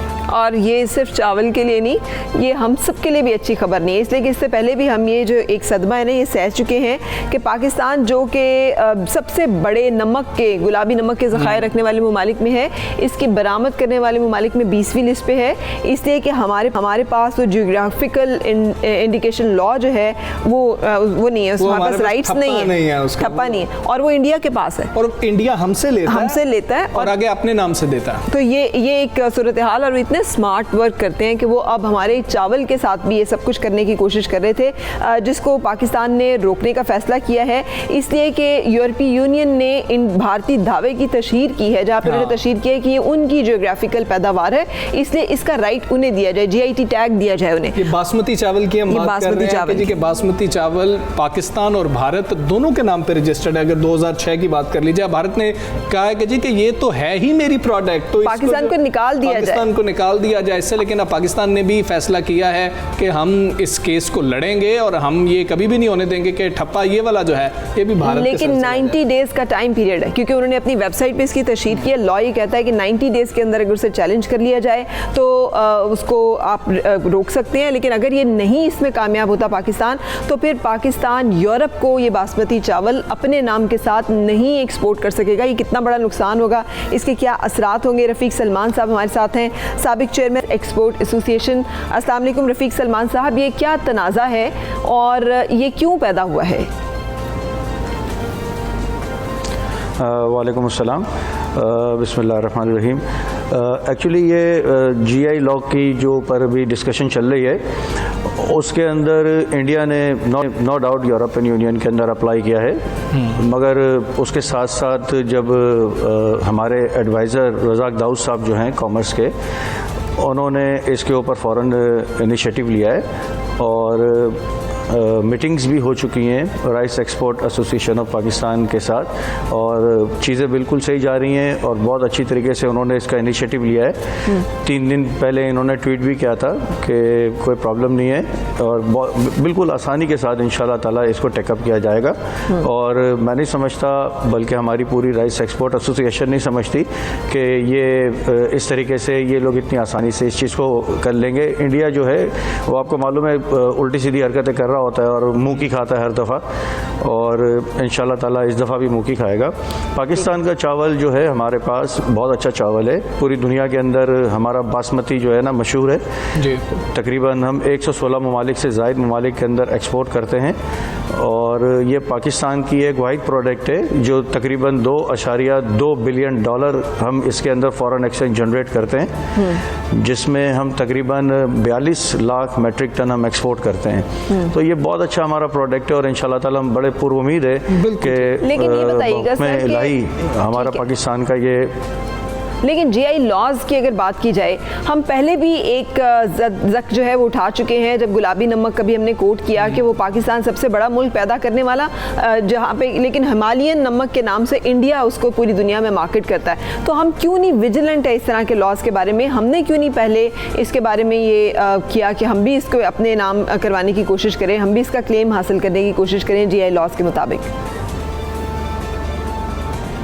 देखें, एक्चुअली एक तो बात यह है कि हम जो मीटिंग्स हमारी मिनिस्टर साहब के साथ हुई हैं, हमारे rice export association of Pakistan के नुमाइंदे की, उसके अंदर ये बात हुई कि हम इसके ऊपर ज़्यादा डिस्कस ना करें तो ये हमारे लिए ज़्यादा अच्छा है। आप इंडिया जो कर रहा है वो कर रहा है, उसके सामने पाकिस्तान भी कर रहा है, तो इंशाल्लाह ताला मैं नहीं समझता कि कोई इसके अंदर हमको फ़र्क आएगा, और हमारी मिनिस्ट्री इसके ऊपर बखूबी आगा है और हमारी गवर्नमेंट इसके ऊपर बखूबी आगा है और इसको काम लेके चल रही है और इंशाल्लाह कामयाब होगी। जी ठीक है रफ़ीक साहब, ये ब्रिटिश इंडिया की भारत बात कर रहा है, ख़ास तौर पे जो हम दिया जा रहा है ना, वो दिया जा रहा है कि जो बरे सगीर की तकसीम थी उससे पहले का दिया जा रहा है, लेकिन उसमें तो पाकिस्तानी इलाके भी शामिल थे। तो वो हवाला कितना ज़्यादा यूरोपीय यूनियन में आप समझते हैं कि काबिल कबूल होगा और पाकिस्तान किस तरीके से उसको निगेट कर सकता है? देखें, ये हवाला उसका बिल्कुल बेवकूफ़ी वाला हवाला है, क्योंकि जब वो हवाला उस टाइम का कर रहा है जब पाकिस्तान आज़ाद ही नहीं हुआ था, और जब पाकिस्तान आज़ाद हुआ और जो स्ट्रिप है हमारे पास जिसके ऊपर राइस ग्रो होती है वो तो मौजूद है हमारे पास। वो जब से वो उस चीज़ का क्लेम कर रहा है तब से हम भी उस चीज़ का क्लेम कर सकते हैं कि भाई ये स्ट्रिप है, इस जगह के ऊपर चावल ग्रो होता है, यहाँ पे 5 दरियाओं का पानी लगता है और ये बासमती ग्रो हो रही है, तो ठीक है, इसमें कोई इशू नहीं है। हमारे पास ये ज़मीन है जिसके ऊपर जो जोग्राफिकल इंडिकेशन के मुताबिक जहाँ पे चावल लगाया जाए और जो उस जगह से चावल अगर पैदा होता है तो वो बासमती कहलाता है। ये हमारे पास अपनी ज़मीन मौजूद है और हमारे पास भी विटनेस है, जब से पाकिस्तान आज़ाद हुआ है 47 से हमारे पास भी इस चीज़ की विटनेस हमारे साथ है। तो रफ़ीक सलमान साहब ये भी फरमाइएगा कि 90 डेज़ का जो टाइम पीरियड है वो कब तक, वो जो उन्होंने वेबसाइट पर तो अपनी उन्होंने डाल दिया हुआ है इंडिया का क्लेम, अब उसमें 90 दिन का जो टाइम पीरियड है वो कब तक उसकी डेडलाइन है, कब तक उसको हम चैलेंज कर, मतलब वो कब पूरा होगा 90 दिन का वो टाइम पीरियड? आप किसी भी टाइम उसको चैलेंज कर सकते हैं बिफोर 90 डेज़, और ये तो एक तरफा बात है। अगर हमारी तरफ से कोई चीज़ लेके जाएगा तो दो तरफ से काउंटर हो जाएगा, तो मैं समझता हूँ ख़त्म हो जाएगा। ठीक है, अच्छा इस तरह के जो जीआई देगा तो दोनों को देगा। जी ठीक है, अगर जैसे खुदा ना खासा जैसे कहते हैं एक उसमें बात करते हुए, ये जैसे हमें गुलाबी नमक में नुकसान हुआ है, इस तरह के जीआई लॉज में अगर कामयाबी नहीं होती तो क्या नुकसान होता है इसका, हमारे क्या एक्सपोर्टर्स को खास और पाकिस्तान को, मईशत को? देखिए, फिर वही बात आ जाती है, ये बड़ी डिस्कस ऐसी है कि इसके ऊपर हम जितनी गुफ्तगू इस वक्त कम करें, हम उस वक्त करें जब हमारे पास पाकिस्तान से इंशाल्लाह ताला हम कोई अच्छी खबर हमारी मिनिस्ट्री हमको गवर्नमेंट सुनाए, उसके बाद फिर हम ये डिस्कस जारी करें। एक्सपोर्ट एसोसिएशन हमारे साथ मौजूद थे, बहुत शुक्रिया आपका, और वो बड़े पुरुम्मीद हैं कि पाकिस्तान अपना मुकदमा लड़ेगा और भारत का जो मौक़िफ़ है वही, और जो दलील है वही बड़ी जो है कमज़ोर सी है फरा, वो जो जिसका जिक्र कर रहे थे ब्रिटिश इंडिया का, उन्होंने मामला उठा लिया। लेकिन बहुत सारी कमज़ोर दलीलें भी अगर उसके सामने उससे भी कमज़ोर दलील हो ना तो वो जीत जाती होती हैं। सो बहुत ज़रूरत है यहाँ पर, और इस इशू को यहाँ पे बात करने की ज़रूरत है कि करें पाकिस्तान ऐसी मजबूत दलील देगा ना कि हमारे फवाद चौधरी साहब ने पहले भी गुलाबी नमक वाले मामले को टेकअप किया हुआ है कि अल्लाह करे पाकिस्तान जो है वो कामयाब रहे इस तरह के मामला से। सुबह सवेरे पाकिस्तान, सुबह सवेरे पाकिस्तान। आप मुझे ये बताएं कि कभी जब ख़त मिला करते थे किसी दौर में, मनी ऑर्डर्स आते थे, आपके लेटर्स आते थे, तालीम और तरबियत, मैं जब छोटा था ना तो मैं पढ़ा करता था रिसाला, और उसके साथ भी कुछ चीज़ें ख़त के सूरत में आती थी। कितना अच्छा लगता था जब डाकिया ख़त लेके आता था, और उसका इंतज़ार कैसा होता था। बिल्कुल, वो जो कौवा बोलता था तो भी लगता था कि वो शायद कोई आ रहा है, या मेहमान आ रहा है, या डाकिया आ रहा है। और डाकिए की जो साइकिल होती थी ना, जो उस पर बेल लगी होती थी, वो जब दाखिल होती तो पता लग जाता था। और डाकिए के आने के टाइम का भी पता होता था कि डाकिया जो है वो इस टाइम पे आएगा, और एक बड़ी वीआईपी शख्सियत होता था डाकिया। वो बड़ा नखरा था डाकिया साहब। यहाँ पर तो नहीं, लेकिन गांव देहात में आप चले जाए ना तो डाकिया आके खत पढ़ के भी सुनाया करता था। और वो अंदाज़ा करें उस ज़माने का कि हम चले अभी की भी नहीं, अपने बचपन की भी नहीं, ज़रा उससे भी थोड़ा पीछे चले जाते हैं, जब कोई राब्ते नहीं थे तो वो एक ख़त जो कि आता था उस बाप को जिसका बेटा या माँ को जो दूर कहीं बैरून मुल्क या दूर दराज कहीं है, और वो ख़त बैठ के पढ़ के सुनाता था, तो वो क्या कैफियत होती तो होगी। ये आज हम बातें क्यों कर रहे हैं फरा, ज़रा ये भी हमारे साथ शेयर करें। पाकिस्तान पोस्ट डे है, वैसे वर्ल्ड पोस्ट डे है जी। वैसे कितने खत लिखे हमजा आपने अपनी ज़िंदगी में? मैंने तो वसूल ही किए हैं। मेरी जब लिखने की बारी आई तब ख़त वाला मामला, जैसे कह रहे हैं ना, सोशल मीडिया जो है वो इतना तेज़ हो गया तो मैं नहीं लिख सका। आप बताएं आपने कितने खत लिखे? मैं तो बहुत, क्योंकि मुझे तो लिखने का बड़ा शौक है, और मेरा ख्याल है कि जो एक्सप्रेशन आप लिख के करते हैं ना, भले आप SMS भी उसी की एक लेटेस्ट फॉर्म है, ईमेल भी उसकी एक लेटेस्ट फॉर्म है, लेकिन हाथ से जो तहरीर गालिब के खुतूत देख लें, गालिब के खुतूत पढ़ अभी आज भी पढ़े जाते हैं और बड़ा लुत्फ़ आता है, या और इस तरह की चीज़ें देख लें, तो उसमें वो जो उनके हाथ की लिखी हुई तहरीर है, फिर उसका जो अंदाज़ है, वो उसका लुत्फ़ ही अपना अलग है। तो बात कर लेते हैं, वज़ीर मवासलात हमारे साथ मौजूद है मुराद सईद साहब। मुराद सईद साहब अस्सलाम वालेकुम, बहुत शुक्रिया। मुराद सईद साहब, पाकिस्तान पोस्ट की बहाली और सर्विसेज की बेहतरी के लिए हुकूमत ने क्या इक़दाम किए हैं और अभी क्या इक़दाम मज़ीद किए जा रहे हैं? बिस्मिल्लाहिर्रहमानिर्रहीम। मौजूदा हुकूमत ने पाकिस्तान पोस्ट का अवाम का जो भरोसा वो पिछले 10-15 सालों में खो चुका था, उसको बहाल करने के लिए हमने पहले महीने ट्रैकिंग सिस्टम जो है हमने ये शुरू कर दिया। फिर लोगों का भरोसा हासिल करने के लिए, अपने सर्विस को बेहतर बनाने के लिए UMS हमारा एक सर्विस है जो कि जल्द अज जल्द और प्राइवेट कुरियर से बहुत सस्ती कीमत पे आप अपनी अशिया बेच सकते हैं, और वो अर्जेंट मेल सर्विस हम उसको कहते हैं, उसका आगाज़ किया। पाकिस्तान पोस्ट को बेहतर बनाने के लिए हमने EMS प्लस का आगाज़ किया। उसके साथ साथ अपने बैरूनी मुल्क पाकिस्तानियों की आसानी के लिए और अपनी पाकिस्तान पोस्ट पाकिस्तान के बाकी इदारों के साथ मिलकर मुल्क के अवाम के लिए आसानी पैदा करने के लिए हमने फॉरेन रेमिटेंस इनिशिएटिव शुरू किया। उसके तहत दूर दराज इलाकों में भी, देहात में भी पाकिस्तान पोस्ट के जरिए आप अपना पैसा बाहर से, खुसूसन सऊदी अरब, UAE और बाकी मिडिल ईस्ट के ममालिक से आप अपना पैसा भेज सकते हैं।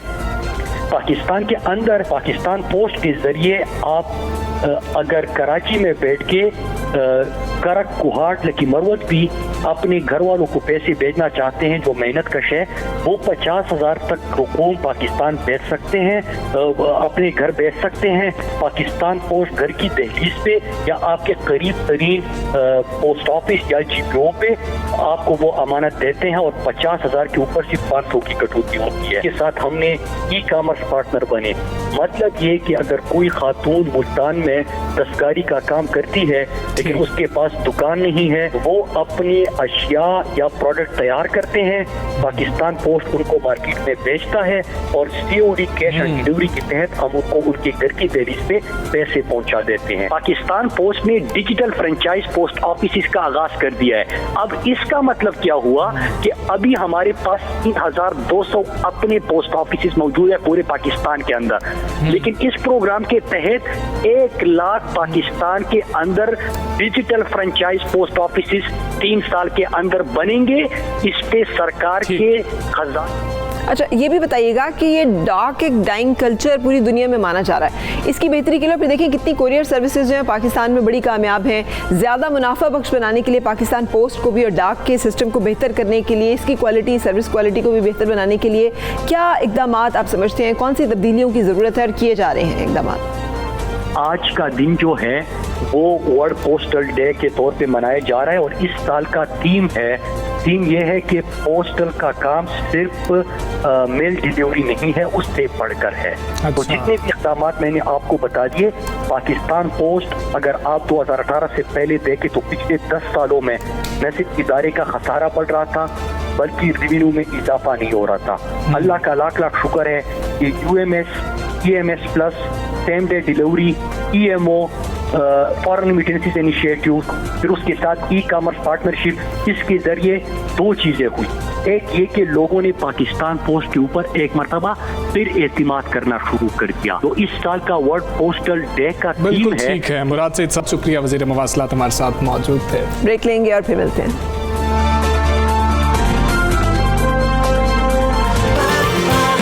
सुबह सवेरे पाकिस्तान, सुबह सवेरे पाकिस्तान।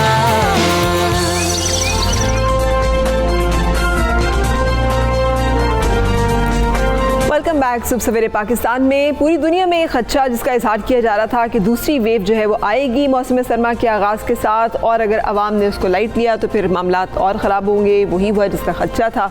हम सब ने कोरोना की SOPs की धज्जियाँ उड़ाई। जैसे ही हमसे लॉकडाउन ख़त्म हुआ हमने समझा कि ख़त्म हो गया है कोरोना, जिसका नतीजा ही निकला कि ये खामोश कातिल अब पंजाब में अपने पंजे फिर गाड़ रहा है। बिल्कुल ऐसे ही। और पंजाब की काबीना कमेटी बराए इंसदाद कोरोना ने खबरदार कर दिया है कि चंद रोज से कोरोना के मरीज और अमवात भी बढ़ रही हैं। राजा बशारत ने चेयर किया था, डॉक्टर यास्मीन राशिद भी उसमें मौजूद थी, और फिर स्मार्ट लॉकडाउन की बात होना शुरू हो गई है। फराह बिल्कुल सही, और बहुत सारी जगहों पे कर भी दिया गया है। कुछ ऐसे इलाके हैं जहाँ पर के लॉकडाउन जो है वो किया गया है, जिसमें कि गुजरांवाला, ननकाना साहब, गुजरात हाई रिस्क अजला जो है वो करार दिए गए हैं।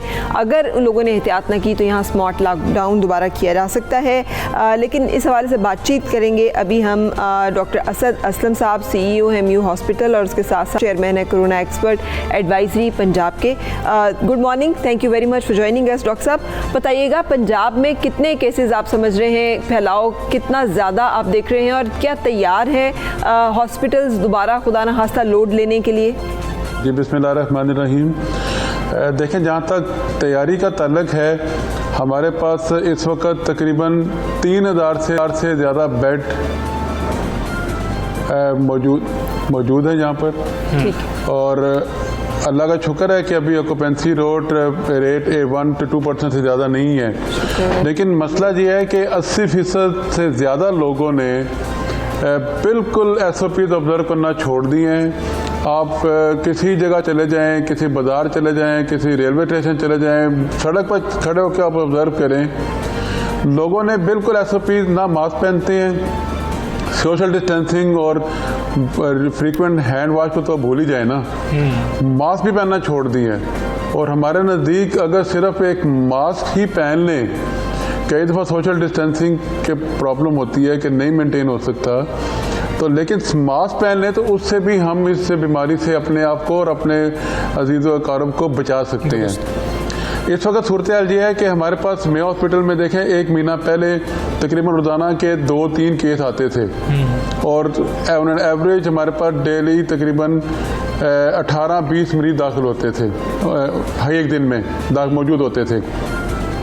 लेकिन अब पिछले 10-12 दिन से देखने में आया है कि थोड़े से नंबर ऑफ पेशेंट बढ़े हैं, रोज़ाना 3-4 नए केस आ रहे हैं। और इस वक्त भी हमारे पास मेयो हॉस्पिटल में तकरीबन 40 मरीज दाखिल हैं, जिनमें तकरीबन 22 हैं जो सस्पेक्टेड हैं, बाकी सारे पॉजिटिव हैं। तो लोग बिल्कुल एहतियात नहीं कर रहे, और ज़रा सी ये बेहतियाती और लापरवाही जो है ये जानलेवा साबित हो सकती है। सबसे इम्पोर्टेंट फैक्टर ये है कि देखें, पूरे नॉर्थ अमेरिका में, पूरे यूरोप में आपने देखा कि जब पीक पर ही उनकी जो बीमारी, उस वक्त टेम्परेचर बहुत लो था जी।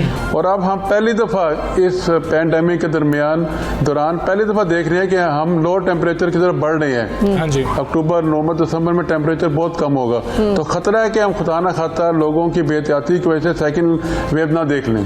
तो डॉक्टर साहब, जैसे आपने खुद कहा कि अल्लाह ताला का बहुत एहसान था कि पाकिस्तान में जब ये वायरस पहुंचा तो टेम्परेचर बढ़ चुका था, बढ़ रहा था, और फिर बर वक्त इक़दाम भी किए गए, लॉकडाउन्स भी किए गए।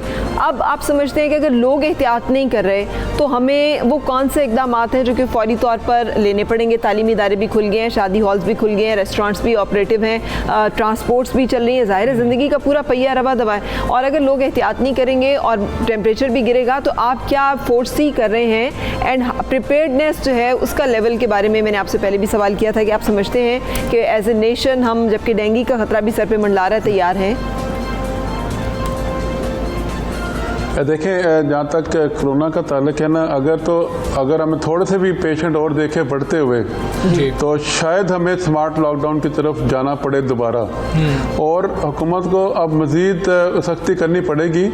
अगर कोई रेस्टोरेंट और शादी घर वगैरह ये और तालीमी इदारे SOP ऑब्जर्व नहीं कर रहे तो उनको फ़ौरन से पहले बंद कर देना पड़ेगा, उसके अलावा कोई हल नहीं है। मईशत का पहिया रमा रखने की खातर प्राइम मिनिस्टर साहब ने स्टेप लिया कि आप खोल दें आहिस्ता आहिस्ता चीज़ों को, लेकिन अगर लोग बेहतियाती करके और SOP ऑब्जर्व नहीं कर रहे और कानून को नहीं मान रहे तो फिर इसके अलावा कोई हल नहीं है कि लोगों की जान बचाने के लिए इनको दोबारा बंद कर दिया जाए। बिल्कुल ठीक है डॉक्टर साहब, आपने 40 मरीज़ों का जिक्र किया जिसमें से 22 जो हैं सस्पेक्ट हैं और बाकी कंफर्म केसेस हैं। वेंटिलेटर पर कितने मरीज़ इस वक्त मौजूद हैं? जब पाकिस्तान में कोरोना आया तो हमने देखा कि वैसी शिद्दत नहीं थी वायरस की जो लोगों को अफेक्ट कर रहा था। क्या अभी भी वायरस की जो हैत है, जो शक्ल है, उसमें कुछ तब्दीली आई है? इतना ज़्यादा असर नहीं कर रहा, कम असर कर रहा है, वो बता दीजिए। देखिए, इस वक्त मैंने तो पहले आपको मेयो हॉस्पिटल की फिगर बताई थी, अब मैं आपको पूरे लाहौर की फिगर बताता हूँ। लाहौर के 31 हॉस्पिटल हैं जिनमें 19 प्राइवेट सेक्टर और 12 जो हैं पब्लिक सेक्टर हैं। इनमें इस वक्त 51 पेशेंट दाखिल हैं और इनमें तकरीबन 32 जो हैं वो सस्पेक्टेड हैं, बाकी पॉजिटिव हैं, और इनमें तकरीबन 3 पेशेंट हैं जो वेंटिलेटर पर हैं। ठीक है। तो डॉक्टर साहब ये भी बता दीजिएगा कि हम अगर अब एहतियात नहीं कर रहे हैं, इसी दौरान हम बात कर रहे थे डेंगू के हवाले से भी, तो क्या डेंगू के इंतज़ामात अस्पतालों में उसी तरीके से हैं जैसे गुज़श्ता बरसों में हुआ करते थे, या कोरोना की वजह से वो इंतज़ामात थोड़े से कॉम्प्रोमाइज़्ड हुए हैं? देखें, इस वक्त लाहौर में मेयो हॉस्पिटल को पूरी तरह अलर्ट रखा गया है और हमारे पास यहाँ पर 500 बेड्स हैं जो पूरी तरह सिर्फ डेडिकेटेड फॉर कोरोना है। हमने बाकी इलेक्टिव सर्जरी बंद रखी हुई है, इलेक्टिव एडमिशन बंद किया हुआ है। इसीलिए बीइंग ऑन हाई अलर्ट के खुदा न खाता एकदम पेशेंट बढ़ते हैं तो हमारे पास ये तैयारी मुकम्मल रहे। हमारे पास 500 बेड मौजूद हैं कोरोना के लिए। इसके अलावा हमारे पास 70 वेंटिलेटर बेड्स हैं जो सिर्फ डेडिकेटेड हैं for corona patient. High dependency unit इसके अलावा है।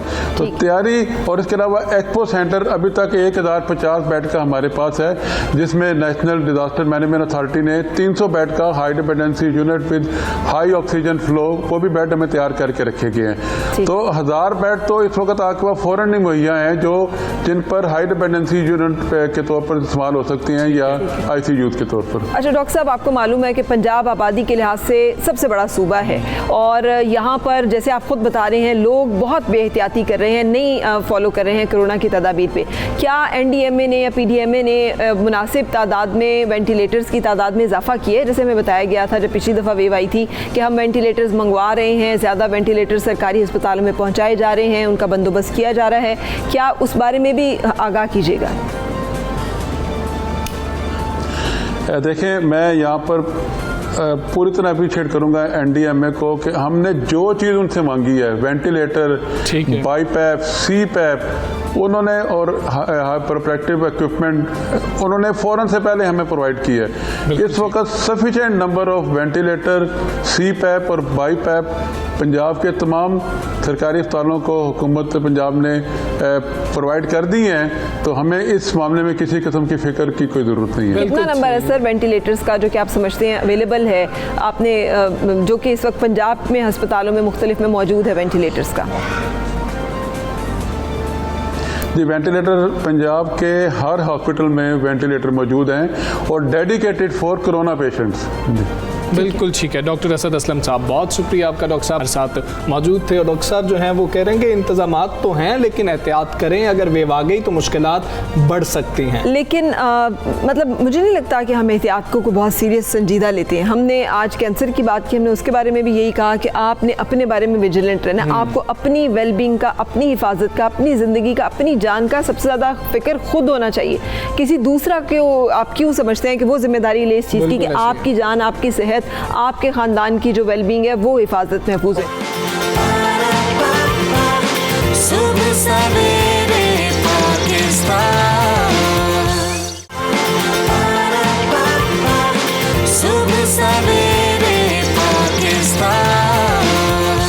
फरा को एक बहुत ज़्यादा जो है ना था कि हम अपनी इम्यूनिटी को कैसे बेहतर कर सकेंगे अगर। अच्छा, जैसे फरा को था, हमजा को नहीं। हमजा, आपको कोई टेंशन नहीं होती कि कुछ ऐसे काम भी करें हम जिससे हम खुद स्ट्रांग नहीं। फरा, मुझे आपकी फ़िक्र ज़्यादा हो रही थी ना, मैंने इसलिए कहा कि फरा ने जो कहा, तो वो इम्यूनिटी बेहतर करना बहुत ज़रूरी है। और ये हम सुनते रहे हैं कोरोना के दिनों में, अभी भी कोरोना है, इसलिए हम ज़रा इम्यूनिटी पर भी बात करें। नॉट ओनली कोरोना बल्कि डेंगू और बल्कि हर तरह के अमराज, मौसम बदल रहा है, मामूली सा नज़ला ज़ुकाम भी हमें मुतासर कर सकता है। अपनी क़ुव्वत मुदाफ़त में कैसे इजाफा कर सकते हैं हम?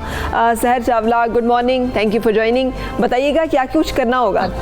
जी, thank you so much for having me on the show. I hope आप दोनों ठीक ठाक हैं। इम्यूनिटी पर कोरोना के दिनों में एक बड़ा कॉम्प्रिहेंसिव सेशन आपके चैनल के साथ मैंने किया था। कोशिश करूंगी कि बातें रिपीट ना हो, लेकिन नई बातें बताऊंगी और मौसम के हिसाब से बताऊंगी। सबसे पहले, क्योंकि अब हमारे पास वो लोग जो समझते हैं कि गोश्त मुर्गी खाना इम्यूनिटी के लिए फायदेमंद नहीं, उनको मैं बता दूं कि गोश्त मुर्गी खाना इम्यूनिटी के लिए बहुत फायदेमंद है। आपके पास मुर्गी में, आपके पास गोश्त में जो विटामिन होता है, विटामिन B9 और B12, अगर आपके पास वो बॉडी में कम हो जाए तो बॉडी एंटीबॉडी बना ही नहीं सकती। हमारी बॉडी वाइट ब्लड सेल बना ही नहीं सकती जिन्होंने वायरल इन्फेक्शंस के अगेंस्ट लड़ना है। और यहाँ मैं बताती जाऊँ, क्योंकि अभी डेंगू के हवाले से भी बात हो रही थी और कोरोना वायरस की अभी चल रहा है, बल्कि अभी सेकंड वेव आ रही है, जैसे भी डॉक्टर साहब भी पिछले सेगमेंट में जिक्र कर रहे थे। तो वायरल इन्फेक्शन के अगेंस्ट आपके पास आपकी बॉडी का हथियार सिर्फ इम्यूनिटी ही होती है, क्योंकि वायरस से अपना साइकिल खत्म करके ही मरना होता है। आपकी बॉडी की इम्यूनिटी डिसाइड करती है कि वो वायरस जो है वो आपके ऊपर किस कदर हद तक असर करेगा। तो कोशिश करें कि अब सर्दियों का मौसम आ रहा है, गोश्त और मुर्गी की खास करके उनकी हड्डियों की यखनी बनाएं। उसमें विटामिन B9 होता है, B12 होता है। बॉडी में जो एंटीबॉडीज हैं, जो व्हाइट ब्लड सेल है, जिन्होंने इन्फेक्शन के अगेंस्ट लड़ा है, उनके लेवल ज्यादा करता है। और खास करके हड्डियों की यखनी पर मैं इसलिए जोर दूंगी क्योंकि हड्डियों की यखनी में कॉन्ड्राइटिन और जेलेटिन होता है और ये आपकी डाइजेस्टिव सिस्टम, आपकी आंतों की, आपके गट को हील करता है। मैं नाज़रीन को बताती चलूँ, आपका जो 80% इम्यूनिटी है वो आपके डाइजेस्टिव सिस्टम पर डिपेंड करती है। जिसका हाजमे का सिस्टम अच्छा है, इसका मतलब उसकी इम्यूनिटी अच्छी है, क्योंकि हमारे हाजमे के सिस्टम ने हमारे खाने से जो सारे न्यूट्रिएंट्स हैं उनको जज़ब करके बॉडी को देना है। और उसमें से जो हमारे इम्यूनिटी वाले न्यूट्रिएंट्स है, विटामिन C हो गया, विटामिन C खास करके वाटर सॉल्युबल, यानी वो पानी में जज़ब होता है, तो उसने हाजमे के सिस्टम से ये एब्जॉर्ब होना है। आपका विटामिन B9 हो गया, जिसका मैंने भी जिक्र किया, B12 हो गया। आपके हाजमे का सिस्टम अच्छा होगा तो आपके खाने से एब्जॉर्ब होंगे, आपकी बॉडी को मिलेंगे। इसके अलावा कोशिश करें कि यखनियों में जिन सब्जियों का आपने इस्तेमाल करना है, लकीली अब गाजरों का भी मौसम आने वाला है। गाजर में आपके पास विटामिन A होता है और जो विटामिन A होता है वो आपकी बॉडी के स्किन सेल्स की रीजनरेशन करता है, उनको बनाता रहता है। तो आप ये याद रखें कि आपकी बॉडी में हर इन्फेक्शन के अगेंस्ट जो फर्स्ट लाइन ऑफ डिफेंस है, जो पहला दिफा है, वो आपकी स्किन होती है। अगर आपकी स्किन ड्राई होगी, वो क्रैक्ड होगी, तो जरासीम जो है वो इजीली एब्जॉर्ब होंगे। विटामिन A आपके पास एक म्यूकस भी बनाता है, एक मॉइस्ट सी, एक नमी वाली सिक्रीशन भी बनाता है, जो कि हमारी बॉडी में जो जरासीम है उनको एब्जॉर्ब होने के अगेंस्ट रोकती है। इसके अलावा विटामिन A जो है वो हमारे पास बॉडी में हार्मफुल जो नुकसान पहुंचाने वाले रेडिकल्स हैं उनके अगेंस्ट जो हमारे पास बॉडी में जो आर्मी है उसको भी स्ट्रॉन्ग करता है। तो ये आपके पास गाजरों में बहुत ज्यादा ठीक है। सहर ये बताइएगा कि ये जो कोरोना वायरस था उस सूरत हाल के अंदर आपका, और आपने स्टडी भी इसको किया होगा, तो ये बताइए वो जो देसी टोटके कुछ बड़े मशहूर हो रहे थे, वो कौन से टोटके हैं जो हमने नहीं करने, जिससे हमें प्रॉब्लम हो रही थी? और खास तौर पर जिस तरह आपने बात की कि किसी का मैदा खराब नहीं होना चाहिए, वो खराब हो रहे थे, इम्यूनिटी उससे डाउन हो रही थी। सना मक्की पर मैंने बात भी की थी। लोग सना मक्की ले रहे हैं, सना मक्की को एज अ लेक्सेटिव यूज किया जाता है। तो प्लीज सना मक्की जो लोग जरूरत से ज्यादा ले रहे हैं, बेशक नबी पाक सल्लल्लाहु अलैहि वसल्लम ने फरमाया कि उसमें शफा है, उसका जरूरत से ज्यादा इस्तेमाल नहीं करना। सना मक्की का प्रेग्नेंट खवातीन ने इस्तेमाल नहीं करना, वो खवातीन जो माहवारी पर है उन लोगों ने इस्तेमाल नहीं करना, जो दिल के मरीज हैं उन्होंने इस्तेमाल नहीं करना, क्योंकि सना मक्की जो आपके पास बॉडी में पोटेशियम के लेवल जो है वो कम कर सकती है। ये मिथ मैं आपके चैनल के मीडियम से फिर ब्रेक करना चाहूंगी। इसके अलावा जिस चीज का इस्तेमाल मैं बहुत ज्यादा रिकमेंड करूंगी वो है हल्दी। लेकिन याद रखिए कि हल्दी की तासीर आपको तब मिलती है है जब आप उसको दूध के साथ लें, क्योंकि उसको जज़ब होने के लिए फैट चाहिए होता है, या हल्दी की तासीर आपको तब मिलती है जब आप उसको काली मिर्च के साथ लें, क्योंकि हल्दी का जो सब्सटेंस करक्यूमिन बॉडी में इम्यूनिटी इंक्रीज करता है, काली मिर्च में एक सब्सटेंस होता है पेपरिन, वो उसकी तासीर 2000%। कैसे करें ये कॉम्बिनेशन आप क्या सजेस्ट करिए कि खाने में हल्दी डालें और साथ काली मिर्च डालें, या इसको अलग से पाउडर या दोनों का मिला के इस्तेमाल करें? नहीं, फर्क खाने में हल्दी इतनी तासीर नहीं देती, हल्दी आपको अलग लेनी होती है। हल्दी आप दूध में लें, हल्दी आप अपने दही के स्मूदी में लें, हल्दी या फिर आप अपने कहवे में लें। सबसे बेहतरीन तरीका यह है कि पानी उबालें, आधा अदरक जिंजर जो है उसमें पीस के डालें। अदरक में जिंजरॉल होता है, बॉडी से इंफेक्शन और सोजिश जो है उसको वॉश आउट करता है। जब वो पानी थोड़ा गर्म हो जाए, एक और मैं बात बताऊंगी कि जो ग्रीन टी है वो इम्यूनिटी के लिए बहुत ज्यादा अच्छी है, लेकिन लोग गलती क्या करते हैं, ग्रीन टी उबलते हुए पानी में डाल देते हैं। ग्रीन टी कभी भी उबलते हुए पानी में नहीं डालते।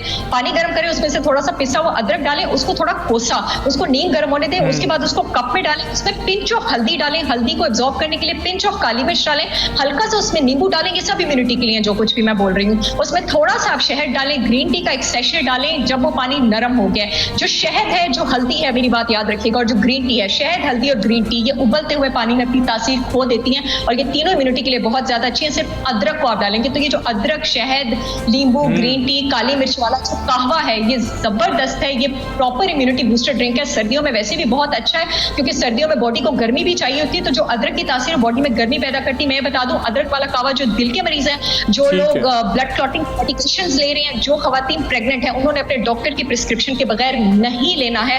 आप तीनों ने इसका अंधेरे इस्तेमाल शुरू नहीं करना, बाकी सब इसका इस्तेमाल शुरू कर सकते हैं। इसके अलावा जो मैंने सूप बताया, उसमें गाजर डालें, उसमें शिमला मिर्च डालें, विटामिन सी सबको पता है, मशहूर ज़माना हो चुकी है। अब विटामिन सी आपके पास सिट्रस फ्रूट से भी ज्यादा शिमला मिर्च में होती है, लेकिन मैं ये नहीं कहूंगी कि शिमला मिर्च कीमा आप बनाना शुरू कर दें, खाने को आधा घंटा भूनते रहे, उसकी तासीर खत्म हो जाती है। और इसके अलावा best thing that you can put on your table is broccoli. Broccoli में विटामिन ए भी है, विटामिन सी भी है, विटामिन ई भी है, और ब्रोकली में आपके पास ग्लूटाथायोन होता है। ग्लूटाथायोन क्या करता है, बॉडी के सेल्स को डैमेज नहीं होने देता, और खास करके जिन सेल्स को बचाता है वो होते हैं आपके खून के सेल, रेड ब्लड सेल। याद रखिए कि अगर खून के सेल्स की मिकदार कम हो जाएगी, आप एनीमिक हो जाएंगे, तो आपकी इम्यूनिटी कम हो जाएगी और आप इन्फेक्शन को प्रोन हो जाएंगे। तो ब्रोकली का इस्तेमाल भी थैंक यू आपके लिए वजह से कहते हैं ना, अल्लाह करे हो जोरे बयां और माशाल्लाह और ज्यादा माशाल्लाह, आपको रोकने को दिल नहीं करता। और जितनी आप स्पीड में और टेम्पो में चल रही होती है ना, उसमें खासी इन्फॉर्मेशन, उससे वैसे ही इम्यूनिटी बहुत बूस्ट हो जाती है। लेकिन जो इन्फॉर्मेशन आपने दी है, that is really really very helpful.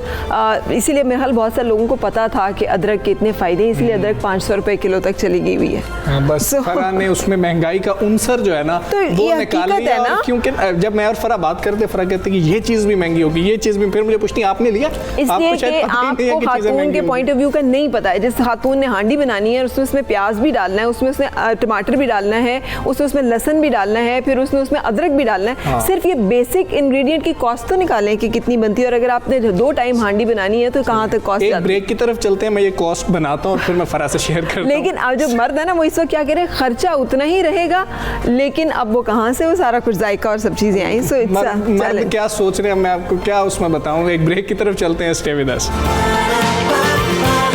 सुबह सवेरे पाकिस्तान,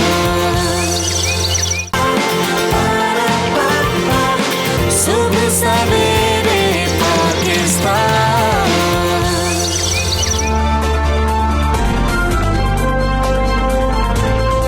खुशामदीद सुबह सवेरे पाकिस्तान में हम अगले अपनी स्टोरी की तरफ चलेंगे, जो कि बहुत तकलीफ दे है।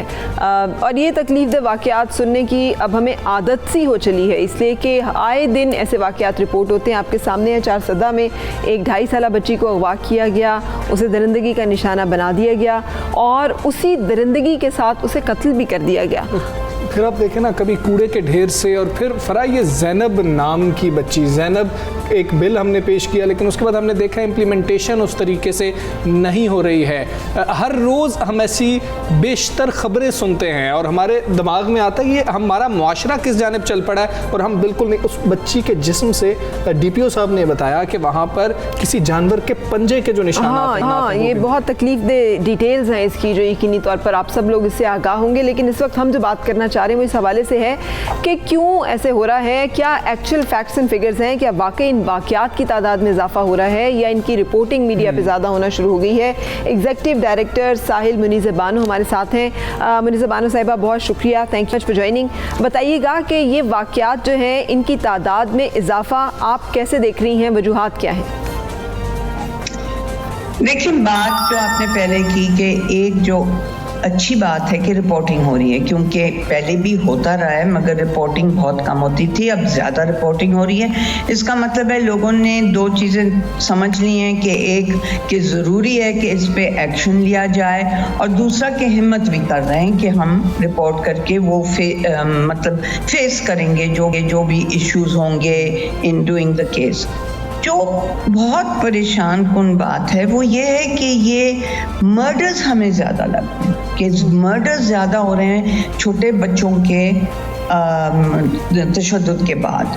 और ये मेरा तो बड़ा सख्त कंसर्न है कि ये कहीं डार्क वेब जिसको कहते हैं कि ये उसके साथ लिंक्ड है, और ये कोई माफियाज काम कर रहे हैं जिनको पकड़ना बेहद ज़रूरी हो गया। ठीक है, ठीक है। अच्छा, आपने, मैं रिपोर्ट की तरफ आऊँगी जो साहिल की स्टैटिस्टिक्स हैं 2019 के, इसमें आपने जो बताया है वो ये था कि 6 से 15 साल तक की बच्चे जो हैं वो ज़्यादा ख़तरे की जद में हैं या ज़्यादा इस तरह के मामलात का शिकार होते हैं। लेकिन यहाँ तो हम 2.5 साल की बच्ची, 3 साल की बच्ची, बहुत कम उम्र बच्चे जो हैं वो भी देख रहे हैं, उनके साथ भी जिनसी तशद्दुद जो है बहुत बढ़ रहा है। जी बिल्कुल, अगर आप देखें हमारे तो 0 से 5 साल बच्चे भी रिकॉर्ड हुए हैं, मगर इस दफ़ा मुझे लग रहा है कि उस उम्र में हमें ज़्यादा बच्चे नज़र आएंगे जो इस साल के हम देख रहे हैं रिजल्ट्स। तो देखें अब साल के आखिर में हम पूरा कंपाइल करेंगे तो ये फिर हम देखेंगे कि इस उम्र में कितने ज़्यादा बच्चे हुए हैं पिछले के मुकाबले में, मगर ये डेफिनेटली ठीक है। कोई एरियाज़ की स्पेसिफिकेशन भी है, पंजाब, सिंध, केपी, बलूचिस्तान, कहाँ पे ज़्यादा है, कौन सा एरिया है जहाँ पे ज़्यादा इस तरह के वाक़यात रिपोर्ट होते हैं? जी देखें, हमारे यहाँ ज़्यादातर पंजाब से आ रहे हैं, मगर बात यह है कि पंजाब में 2-3 वजह भी होती हैं। पॉपुलेशन तो अपनी जगह है, रिपोर्टर्स ज़्यादा जगह पहुँच सकते हैं, तो इसलिए रिपोर्टिंग, क्योंकि आपको पता है हम रिपोर्टेड केसेस को देखते हैं, अपने जो डायरेक्ट मिलते हैं वो डालते हैं, मगर वो इतने नहीं हैं जितने हम रिपोर्टेड केसेस से देखते हैं। तो उसमें यह है कि पंजाब में ज़्यादा आउटरीच है, जर्नलिस्ट ज़्यादा पहुँचते हैं, लोग भी शायद ज़्यादा बेदार हों, बट हम नहीं मानते कि जिस तरह बलूचिस्तान में बहुत कम आता है सामने, या सिंध में, सेकंड इज सिंध एनीवे, तो हम नहीं मानते कि वो सही है। हम कह रहे हैं कि नहीं, एक तो छुपा बहुत होता है, दूसरा ये है कि आप रिपोर्ट कर सकें ना कर सकें वो भी एक है, तीसरा ये है कि जो कल्चर ऑफ डिनाइल और छुपाना है वो बहुत आम है। सो ये सारी चीज़ें इसकी तरफ से। ठीक है मुनीज़ा साहिबा, ये जो बच्ची है इनके वालिद ने ये कहा कि सरेआम फांसी दी जाए। सरेआम फांसी की बात मुख्तलिफ मौक़ों पे उठती है, आवाज़ ये उठती है। क्या आप समझती हैं कि अगर इतनी सख्त सज़ाएँ दी जाए जैसे सरेआम फांसी है, या जो वज़ीर आज़म साहब ने तजावीज़ दी थी, क्या ये करने से ये केसेस कम होंगे या हमें कुछ और करना होगा? देखिए, जहाँ तक सरेआम फांसी है ना, वो मेरे हिसाब से दूसरे लोगों को भी बेहिस कर देता है, क्योंकि आप आदी हो जाते हैं, ये चीज़ कोई असर नहीं देती। अगर आप वाकई असर चाहते हैं तो वो ये है कि आपके केसेस इम्प्लीमेंट अच्छी तरह हो और कॉम्प्रोमाइज़ ना हो, ताकि लोगों को पता हो कि हम भाग नहीं सकेंगे से, हम बचेंगे नहीं। तो ये जो बचने का है ना एलिमेंट, इसको ख़त्म होना है, और ये ख़त्म हो सकता है अगर आपके इम्प्लीमेंटेशन में बहुत सा चाइल्ड फ्रेंडली तरीक़ेकार हों, कि आपके कोर्ट्स में भी आसानी हो, आपकी पुलिस की इन्वेस्टिगेशन अच्छी हो, आपके पुलिस की आपके साथ राब्ता जो होता है या इंटरेक्शन जो होता है वो भी बहुत मुनासिब हो, बहुत अच्छे तरीके से हो, बुरे तरीके से नहीं। तो ये चीज़ें जो हैं ये असरअंदाज होती हैं। हाँ, जो प्राइम मिनिस्टर ने कैस्ट्रेशन की बात की है, मैं समझती हूँ वो सबसे ज़्यादा असरअंदाज होगा, क्योंकि जितनी हमारी मर्दानगी पे जोर है, एक वैसा केस हुआ तो मेरे ख्याल से हर एक बंदा सोचे। बिल्कुल ठीक है। मुनीज़ा बानो साहब ये भी फरमाइएगा, जैसे आप, मैं बार बार साहिल की रिपोर्ट को रेफ़र करते हुए सारे मामले को समझने की कोशिश करूँगी। 6 से 15 साल के बच्चे, और इसमें जो पिछली रिपोर्ट है 2019 की, उसमें लिखा गया है कि लड़कियों की निस्बत ज़्यादा लड़के रिपोर्ट हुए। तो वालिदैन तो समझते हैं लड़के महफूज हैं, और फिर आज अभी आप देखें तो खानपुर में जो वाक़या हुआ, वो बच्चे को जो गला दबा के कत्ल कर दिया गया, वो घरेलू मुलाजिम निकला। तो लोग, करीबी लोग कितने मुलविस पाए जाते हैं ऐसे वाक़यात में, और ये इसके बारे में क्या डेटा है आपके पास? जी बिल्कुल है। अगर आप हमारे क्रूअल नंबर्स देख रहे हैं तो उसमें आपको पता है मोर देन 70% आपके जानने वाले होते हैं, बच्चों के या विक्टिम्स के जानने वाले होते हैं या घर वालों के जानने वाले होते हैं, क्योंकि ये जाहिर है कि वो ही ज़्यादा आसानी से बच्चों तक पहुंच सकते हैं जो जानने वाले होंगे, क्योंकि आपके आमतौर पर इतने स्ट्रेंजर्स तो नहीं फिर रहे होते इर्द गिर्द बच्चों के, तो वो तो है डेफिनेटली हमारे स्टेटिस्टिक दिखाता है कि जानने वाले हैं। तो ठीक है मुनीज़ा साहिबा, मैं ये पूछना चाहूँगा आपसे कि हम छोटे बच्चों की बात कर रहे हैं खुसूसी तौर पर, आज तक हम गुड टच बैड टच क्यों अपने बच्चों को नहीं सिखा सके हैं? क्यों इसकी अवेयरनेस नहीं है? क्यों माँ बाप बच्चों को नहीं सिखा पा रहे? लेकिन जी गुड टच बैड टच तो अपनी जगह ज़रूर सिखाना चाहिए, लोगों को एहसास ही नहीं शायद होता, मगर सिर्फ गुड टच बैड टच भी नहीं है। 2-3 चीज़ें बहुत ज़रूरी हैं अगर आप चाहते हैं कि बच्चे प्रोटेक्ट हों। एक तो ये है कि आपका बच्चों के साथ बातचीत राब्ता जो है as a parent as a teacher बहुत मजबूत होना चाहिए, तभी बच्चे आपके साथ शेयर करेंगे। और ये सिर्फ गुड टच बैड टच की बात नहीं है, ये एक अवेयरनेस की बात है कि अगर आपके साथ कोई ज़्यादा दिलचस्पी ले रहा है, और पेरेंट्स को भी ये देखना चाहिए, कोई दिलचस्पी ले रहा है या ज़्यादा मिल रहा है बच्चों से या बच्चों के, क्योंकि ये आपको जब हम कह रहे हैं ना कि जानने वाले हैं, तो वो भी देखना है कि वो बार बार घर पे आ रहे हैं या बच्चों के साथ राब्ता रख रहे हैं, ये चीज़ों की भी अवेयरनेस बड़ी ज़रूरी है।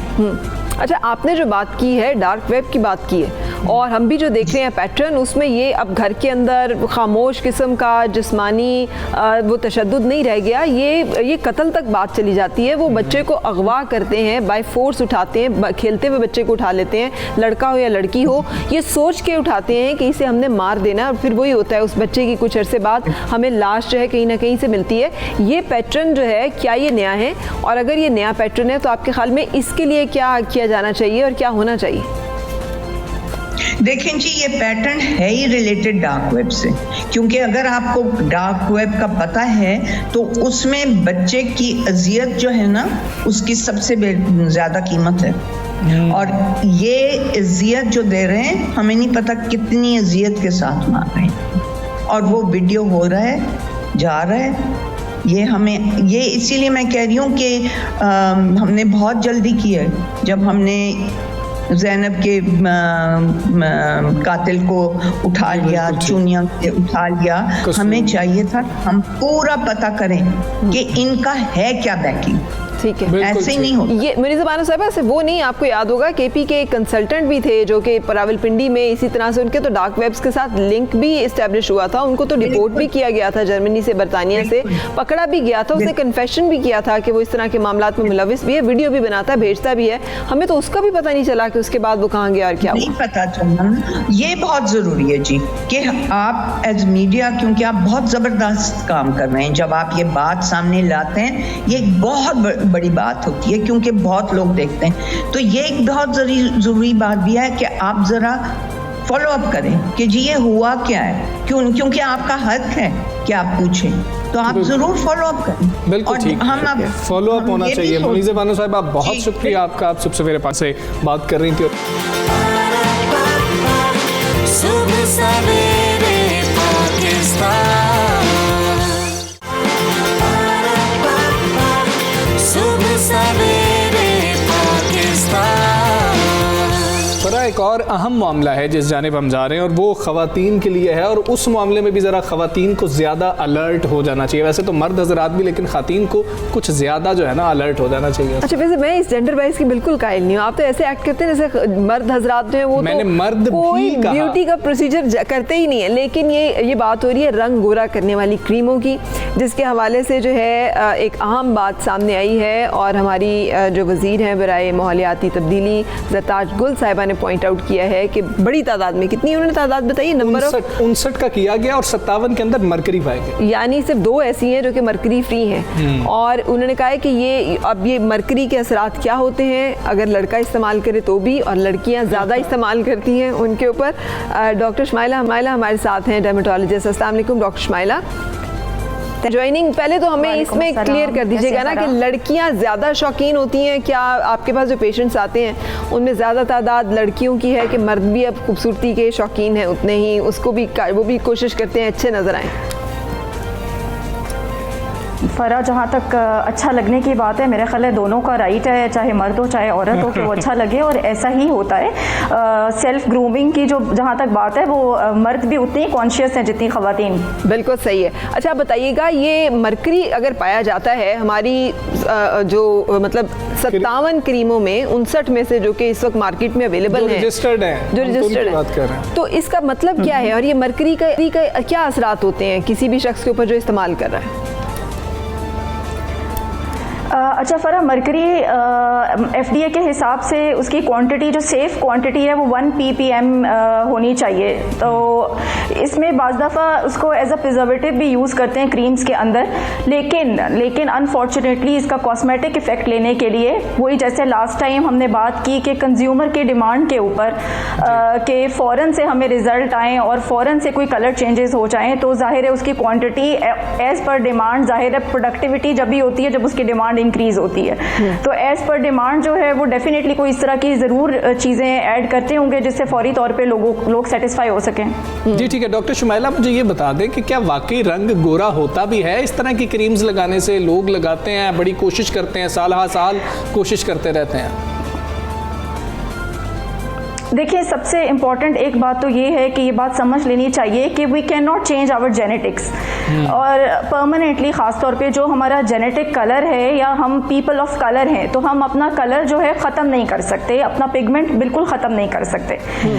लेकिन जब ये इस तरह की क्रीम्स हम यूज़ करते हैं तो डेफिनेटली थोड़े दिनों के लिए उसके रिजल्ट्स अच्छे लगते हैं, लेकिन लॉन्ग टर्म यूज़ में डेफिनेटली अगर इस तरह की हम चीपर क्रीम या ओवर द काउंटर क्रीम्स लेके यूज़ करेंगे तो उसमें इस तरह के रिजल्ट्स आएंगे जो लॉन्ग टर्म यूज़ में आपकी स्किन पे भी साइड इफेक्ट देंगे, और सिस्टमिक एब्जॉर्प्शन के साथ साथ वक्त गुजरने के साथ साथ आहिस्ता आहिस्ता आपको दूसरे साइड इफेक्ट्स भी देंगे, और वो साइड इफेक्ट्स बड़े खतरनाक हैं। If I am not wrong, अगर आप मतलब आप तो डॉक्टर हैं, खुदा ना खास्ता एक ज़्यादा हद तक जिसमें मरकरी की तादाद हो जाए तो ये मरकरी पॉइजनिंग हो जाती है, आपके गुर्दे भी फेल हो सकते हैं, आप मरकरी का शिकार भी हो सकती हैं। बहुत सारे जी डॉक्टर साहब, जी बहुत सारे साइड इफ़ेक्ट्स हैं जिसमें नर्वस सिस्टम के साइड इफ़ेक्ट्स हैं, मूड स्विंग्स होना, साइकाइट्रिक के साइड इफ़ेक्ट्स हैं, उसके अलावा हार्मोनल एबनॉर्मेलिटीज़ हैं जिसमें thyroid is a very sensitive hormone, उसकी एबनॉर्मेलिटीज़ हैं, इनफर्टिलिटी है मेल्स में भी और फीमेल्स में भी, और सबसे इंपॉर्टेंट किडनी पे बहुत बुरे,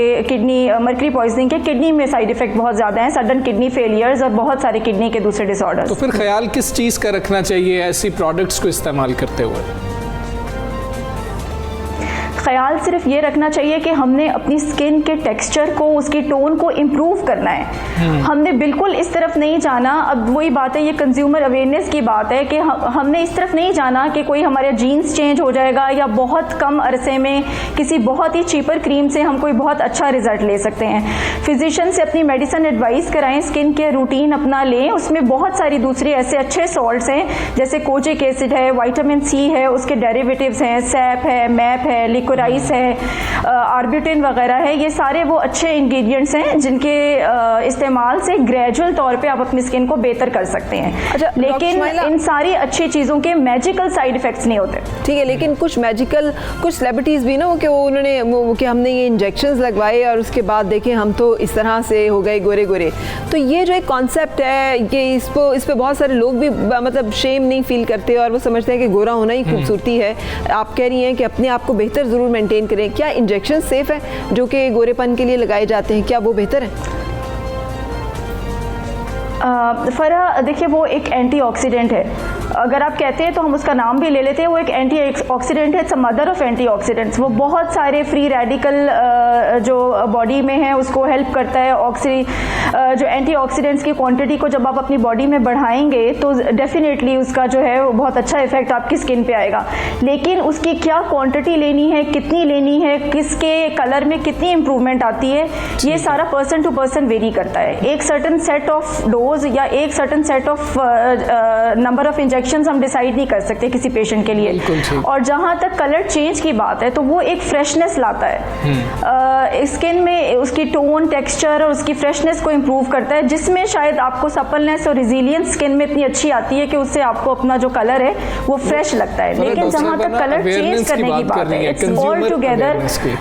उस पे लोग क्यों इस्तेमाल करते हैं क्रीम? हमने लोगों से भी बात की है, जरा लोग क्या सोचते हैं उनसे जानने की कोशिश करते हैं, उन्होंने क्या कहा। जो कलर होता है उसको चेंज करने के लिए अपनी स्किन को डैमेज कर लेता है और कोई वजह नहीं होती। जो इंसान अपने रंग से पसंद नहीं, अल्लाह ने बनाया, सबको बनाया एक जैसा बनाया, कलर मैटर नहीं करते।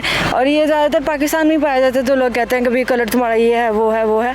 बाहर के मुल्कों में इस चीज़ को नहीं इतना किया जाता। सो यही वजह, सिर्फ और कोई वजह नहीं है। अट्रैक्शन समझते हैं कि आप ज़्यादा फेयर लगते हो तो ज़्यादा अट्रैक्टिव लगते हो, ज़्यादा प्यारे लगते हो। लोग बहुत ज़्यादा कॉन्शियस हैं कि हम ज़्यादा अट्रैक्टिव लगें। मेरा ये कहना है कि ये फजूल किस्म की क्रीमें हम लोग यूज़ ना करें जो हमारी नेचुरल ब्यूटी है, बल्कि ये क्रीमें हमें ज़्यादा खूबसूरत नहीं करती हैं और ज़्यादा हमारी जो स्किन है ना वो डैमेज करती है। डॉक्टर साहब ये तो कह रही हैं कि जी कि नहीं हमें इस्तेमाल करनी चाहिए, खातने तीनों ये रिफ्लेक्ट करता है आपके पेशेंट्स में भी, जब आपके पास आती हैं तब भी सब इतने ही पॉजिटिव होते हैं कि डॉक्टर साहब बस नहीं फ़र्क बिल्कुल भी नहीं।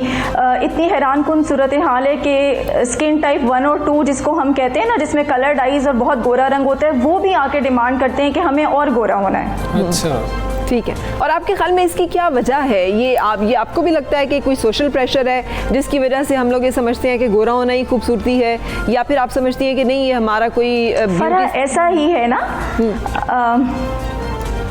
अगर हम देखें तो वेस्ट में अगर देखें, यूरोपियन कंट्रीज़ में देखें तो वो भी अपने कलर से हैप्पी नहीं है। वहाँ भी बहुत साइड इफ़ेक्ट्स बताए गए हैं टैनिंग के, टैनिंग बेड्स के, लेकिन कोई बाज नहीं आ रहा। वहाँ भी वो अपने कलर को टैन करना चाह रहे हैं और हम भी अपने कलर को चेंज करना चाह रहे हैं। तो मेरा ख्याल है ये it's all together a social pressure everywhere. लेकिन मरकरी बेस्ड जो प्रोडक्ट या मरकरी जिनमें ज़्यादा मिकदार में इस्तेमाल हुआ है, मरकरी पॉइजनिंग बहुत बड़ा थ्रेट और खतरा डेफिनेटली बहुत ज़्यादा नुकसानदेह है। वो ये कि अपने फिजिशियन से अच्छी सी कॉस्मेटिकल जो है वो प्रिस्क्राइब करवाएं और प्रेशर ना खुद लें, ना अपने फिजिशियन को और ना ही किसी और को दें कि ये कोई 10-15 दिन के अंदर कोई मार्का हम सर करने जा रहे हैं। ठीक है। अच्छा, कुछ और भी रिकमेंड कीजिएगा आपके ख्याल में? क्या कुछ ऐसी हर्बल डाइट्स भी हैं, कुछ ऐसा खाने पीने की चीज़ें भी हैं जो नेचुरली बॉडी में हों तो उसकी वजह से भी हम जो है ज़रा तरोताज़ा और शादाब रंगत के मालिक बन सकते हैं?